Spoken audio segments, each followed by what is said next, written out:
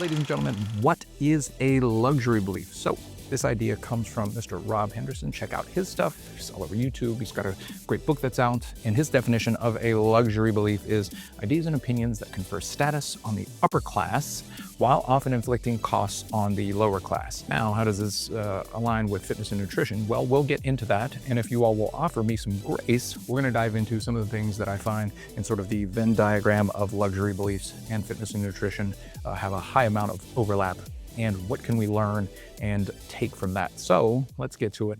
So number one, only eat whole, organic, locally sourced, I don't know, evolutionarily based foods. That is the number one luxury belief. And these are in no particular order. And that sounds good. And that sounds like, one of the holy grails of nutrition. But let's be real here. Not everyone lives in an area where they can get organic, locally sourced foods. It is much more prominent and prevalent today, but there are such things as food deserts. And to say that one ought only eat organic, unprocessed, locally sourced foods sort of implies that anything outside of that realm in the, heaven forbid, processed realm or unorganic is not going to net you the health and or gains that you would want. However, someone living on lower income or who is trying to maintain healthy eating for a family of 4 or 5 individuals with, again, like, SNAP benefits or minimum budget, eating all those things isn't going to be realistic. Now, I'm from West Virginia and we have, high rates of poverty and various other things. So pushing sort of that belief and sort of emphasizing like this virtue of those things being an all-out good is going to be detrimental in some way when reality is that you can make a majority of your fitness and nutrition gains eating, minimally processed or processed shelf-stable foods, and it's going to be more affordable for you than trying to venture out and getting all of these organic and locally sourced foods. Don't get me wrong, do it when you can. Try and eat minimally processed whole organic foods. However, if you're an individual who needs to shop at Sam's or at Walmart or at Aldi's or something like that, and you have to have a mixture of processed versus minimally processed foods, that's going to be okay. I would say that, I don't know, 30, 40, 50% of my diet has some variation of processed food in there. And then the other half is going to be whole foods based things. And, that's okay because it can get me to my downstream fitness and or health goals. It doesn't have to be this complicated mess of all natural things. So that's number one. Number two, supplements are a scam. Just eat a varied diet. Now, as a recovering supplement shill, I used to work for a company and I would sell supplements out the wazoo. This one was kind of hard for me. I think it's true that you can get a majority of your nutrition from a varied whole food diet. However, there are some gaps that are going to be reasonable to fill with supplementation. Like for one, in past episodes, we've talked about creatine and taking in a bit more creatine than your sort of normal 5 gram daily maintenance dose a day and the benefits to cognition and problem solving and things like that. And to do that, you would need to eat pounds more meat to get the same amount of creatine. So supplementing with a bit more creatine is going to be beneficial. Similarly, to get the amount of omega-3s, couple grams of EPA and DHA a day, most of your meals would have to be comprised of some kind of high quality fish. That's not going to be realistic for people. So supplementing with an omega-3. Additionally, supplementing with a D3 supplement, since not all of us get enough sunlight. Like I'm in a room right now with artificial light sort of beating down on me. And so supplementing with a bit of D3 is going to be beneficial for your, overall metabolism and energy levels. Don't get me wrong. I'm not saying D3 is going to act as a fat burner or anything like that. But clearly in those examples, those supplements are going to be very beneficial for someone who even has a really, really good diet and just can't get enough of certain things. So supplements are not necessarily a scam. However, there's a big overlap between scam and supplements in those sort of Venn diagrams. And so we just want to be careful and we want to make sure that we are making decisions based off of evidence. And check out the video on the channel about, there are a couple videos on the channel about supplements and which ones I think personally are worth it You can also check out the Journal for the International Society of Sports Nutrition, and they have some good information on what supplements are worth it to take. So supplements aren't all a scam, and you cannot get everything you need just by eating a varied diet on average for most people. But if you can, God bless you. Great. Um, Keep it pushing. Now, number three, you don't need willpower. You just need to build good systems. God bless Atomic Habits and all books in sort of that genre and vein of self help. Just sort of the emphasis of systems so that we need not rely on willpower all the time, especially for fitness and nutrition, has been a boon, has been fantastic. But is it overblown? I don't think it's overblown, but sometimes nothing's going to beat out good old fashioned willpower. So, having systems in place for your training, having systems in place for meal preparation, having systems in place is great whenever you are in an environment that system operates effectively. However, whenever you start introducing different variables, uh, children being one of those variables, maybe a work schedule that sort of fluctuates, maybe some social influences here or there. Sometimes you are just going to need to rely on a bit of willpower. And I feel like that is downplayed in favor of, oh, if you just optimize your systems enough, you're never going to need willpower again. That's not necessarily true. So, like, if you are someone who commutes a lot, if you are a parent, if you are someone with that work schedule, if you're just someone with a lot of variability in your life, the thing you may have is willpower, and that's okay. Some of us just have a higher willpower bank than the rest of us. And so to rely on willpower until we can get a certain amount of systems up and running is going to be fine. And for some people, systems just aren't the thing, and they're running on a bit more, I don't know, chaos energy, probably than the rest of us. And if they can effectively get their training and nutrition in while not having systems and just sort of relying on this willpower bank, that is going to be okay for a time. Is it going to be the most optimal thing? No, probably not. Does this willpower bank sort of drain over time? Yes, absolutely. But for some, having high amounts of willpower is going to be an effective way to get them to, 80, 90% of what they actually want. So really, this is a call to you do not have to have a system for everything. And sometimes being able to just gut something out, use a bit of grit, use a bit of willpower to get yourself through um, a time, a space, a place is okay. And you don't need a system for everything. Number four, fitness should always be fun. Just do what you love. Just train in a way that brings you the most peace and joy that is possible. I'll be honest with you. I've been lifting for the better part of 2 decades, and lifting weights, counting reps, progressive overload isn't always the most fun thing. And you know what?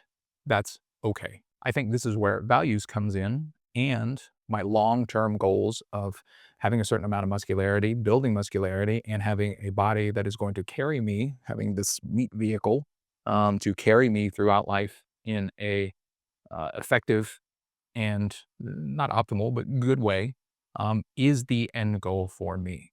And so having sort of these long-term health goals in mind, these values of being healthy whenever I'm in my hopefully 70s and 80s, sort of helps push me through this fitness sometimes not being fun. Fitness sometimes is going to be monotonous and a little bit boring, racking up sets and reps, adding 2.5 pounds to the bar, week over week, and then sometimes, stalling out for weeks at that, modifying your macronutrients, modifying your calorie intake. You do that for long enough, and some of that shit's boring, and you're going to want a little novelty. And, injecting a little bit of variety in the types of lifts that you do, if you train, specifically in a bodybuilding style fashion, that's okay. And, but, variety only should occur, when necessary. And you should be able to progress and eke out a particular exercise, maybe not just to the point where your joints are hurting or something like that, but to the point where you have actually netted some benefit from doing it. And that's not just in one mesocycle of work. That might be 2, 3, 4, as long as you are progressing in it and your joints are, feeling kind of okay. You could be doing the same movement for months at a time, and that's going to be a little bit boring. So this idea this luxury belief that fitness should always be fun, I don't think is true. Should fitness be satisfying? Yes. Now, satisfying in the acute versus the long term, those are going to be two different things. So my training is satisfying, honestly, like 90% of the time acutely. I love lifting, love bodybuilding. However, the 5 to 10% that it's not acutely satisfying, if I take a step back and zoom out and I look in the long term, it is satisfying from that perspective. So fitness should not always be fun. However, it should satisfy either an acute or long-term goal and or value. So that's the number 4, fitness luxury belief. Number 5, focus on performance and health, not aesthetics. This is a bodybuilding and psychology channel. Inherently, aesthetics is involved with that, but for the general fitness population, I think a lot of us get into fitness with the idea, I want my body to look a different way. And you know what? I think that's okay. I think it comes from a good place to tell people that, focus on your performance and your health and don't worry about aesthetics. Well, because there are a lot of aesthetics that are out of our control. I have narrow clavicles. I have super long arms and like a baby torso with slightly longer legs. I have, low back issues. I have a lot of things. Well, maybe my back issues aren't aesthetics, but those anthropometry things, a lot of those things are out of my control. So perhaps if I shifted my attention to things that were more in my control, and I think that's what these people might be getting at. Say focus on performance and health. You can focus on certain health measures, your blood pressure dropping, your performance in certain activities increasing and improving. Those are things that are more in your control, and aesthetics is kind of out of your control. However, there's a lot of things aesthetically that are in our control. We can drop a high percentage of our body weight and go from obese and or overweight into the normal health range.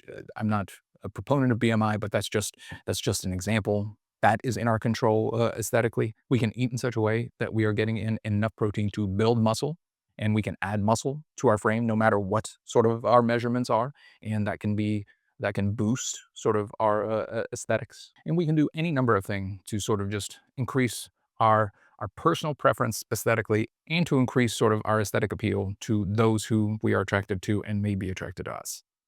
So look, I think having a mixture of goals, or excuse me, having a mixture of motivators is perfectly fine.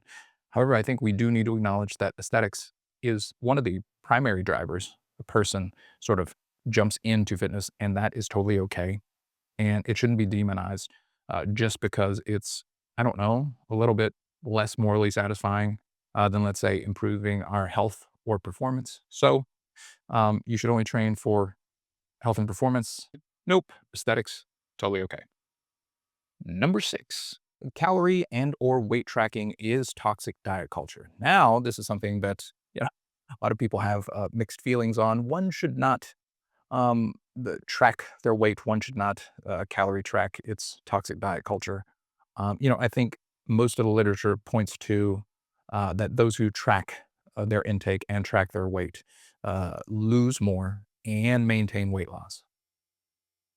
I mean, it's as simple as that. There's really no value judgment here. I think it can get off the rails. And I think if you track impulsively, if you track in such a way that it impairs functioning in various areas of your life. So as a psychologist, we look at, how a person functions in their various areas of their life, whether that be in their family setting, their social setting, their work setting, their school setting, their spiritual, religious sorts of settings. If what you're doing begins impacting these areas negatively, then that might be an issue. However, when you look at calorie tracking, when you look at weight tracking, it is those two things are some of the primary drivers of maintaining weight loss, and they are not in and of themselves a part of toxic diet culture, if that's even really actually a thing. So you can track your weight, you can track your food, and it is not toxic diet culture. That belief is a luxury belief that signals this kind of just purity, and I'm not here for it. So moving on. And for our last one, number 7, slightly related to the last one, just eat intuitively and accept your body. So it's a very lovely sentiment. And On the feels, I agree with it somewhat. However, this does not take into account that a lot of us have different lived experiences, and a lot of us have different relationships with food, right? So to tell someone, I'm just going to use myself for an example, to tell someone like me who's been bodybuilding and, dieting and nutritioning, that's even a phrase, in sort of a matched way for the last almost 2 decades to intuitively eat to 80% full is different than someone who has never ventured into a gym at all, period. And the only intuitive eating that they eat is the decision between what flavor of Ben and Jerry's. Now, that's not a slight towards that person, but like if that is the highest amount of cognitive load that you have placed in your food choices, those are going to be two very disparate types of intuitions. We'll just say there. So I think you can develop your intuition around what satiety and fullness is. But to say that is where you must start from is a luxury belief that I think just needs to go away. I think a certain amount of tracking and observing, noting, writing down, whatever, your intake, learning what decent meal composition looks like, learning, the various amounts of fibers you need to take in that can come from whole foods and or supplements, what a good amount of protein looks like, and how to distribute that. That takes a while to learn, and it takes a while to develop an intuition about that sort of thing. It's sort of like learning, like reps in reserve or RPE. The first time you step into a gym, especially if you take a look at the studies, as a newcomer to the gym, you're going to underestimate the amount of reps you have left in the tank for a particular weight. So you're going to estimate that you have 3 more reps, but if you had a personal trainer with you, maybe you got 5, 6, 7, 8, 9, 10, 11 more reps. But after going to the gym for a year, you load up 135 on the bar, you're going to have a pretty good intuition about how many more reps you can get. Similarly, this is the same thing for intuitive eating. Unless you have a certain amount of training and tracking, your intuitions are going to suck. Again, my feels are with this sort of intuition or this luxury belief. However, it does not play out in reality. So you need to do some work if you want to trust your intuitions. Folks, I don't know if this perfectly mapped on to Rob Henderson's definition of luxury beliefs. However, I think some of these fitness and nutrition luxury beliefs are definitely beneficial to take a look at to see if we are performing some cognitive fallacies. And if you do find yourself performing some of these cognitive fallacies, perhaps reassessing and adjusting your beliefs is going to be necessary. So if any of this was helpful and you're interested in bodybuilding or anything bodybuilding and psychology related, hit subscribe and I'll catch you all in the next episode. Peace.